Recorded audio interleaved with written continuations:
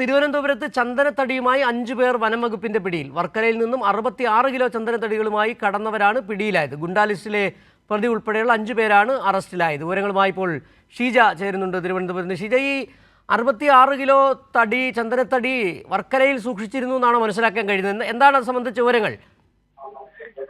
സിജു, വർക്കലയിൽ നിന്നും ഈ 66 കിലോ ചന്ദനത്തടികളുമായി പോകുന്ന സാഹചര്യത്തിലാണ് പാലോട് വനംവകുപ്പ് ഉദ്യോഗസ്ഥരുടെ പിടിയിൽ ഇവർ പെടുന്നത്.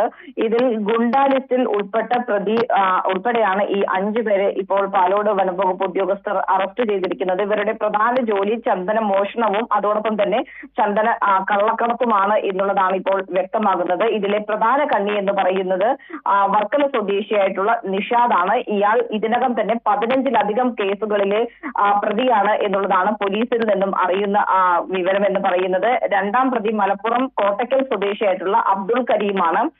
3ാം പ്രതി വർക്കല സ്വദേശിയായിട്ടുള്ള നൌഫലാണ്. ഇവരെ ഇന്ന് തന്നെ അല്പസമയത്തിനകം തന്നെ നെടുമങ്ങാട് കോടതിയിൽ ഹാജരാക്കാനാണ് തീരുമാനിച്ചിരിക്കുന്നത്.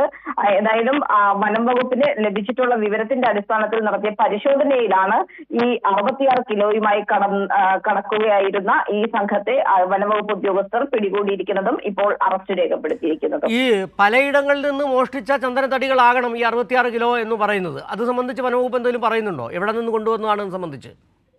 അത് സംബന്ധിച്ചുള്ള അന്വേഷണം പുരോഗമിക്കുകയാണ് സിജു. കാരണം ഇതിൽ പലരും, അതായത് ഇതിലെ 2ാം പ്രതി എന്ന് പറയുന്ന വ്യക്തി തിരുവനന്തപുരം, കൊല്ലം ജില്ലയിൽ മോഷണം നടത്തുകയും അതോടൊപ്പം തന്നെ മോഷ്ടിക്കുന്ന ചന്ദനത്തടികൾ അത് മലപ്പുറത്ത് എത്തിക്കുന്ന കണ്ണിയുമാണ്. മറ്റൊരാൾ കർണാടകയിലേക്ക് ഈ തടി കടത്തുന്ന ഒരാളാണ് മറ്റൊരു പ്രധാന പ്രതി എന്ന് പറയുന്നത്. അപ്പോൾ ഇവർ പലയിടങ്ങളിൽ നിന്നായി മോഷ്ടിച്ച ചന്ദനത്തടികളായി ആണ് ഇത് എന്നുള്ളതാണ് അനുമാനിക്കുന്നത്. അത് എവിടെ നിന്നാണ് എന്നുള്ളത് കൃത്യമായ രീതിയിൽ അന്വേഷണത്തിൽ വ്യക്തമാകും എന്നുള്ളതാണ് ഇപ്പോൾ ലഭിക്കുന്ന വിവരം. ശരി, ഷീജയാണ് തിരുവനന്തപുരത്ത് നിന്നുള്ള വിവരങ്ങൾ നൽകിയത്.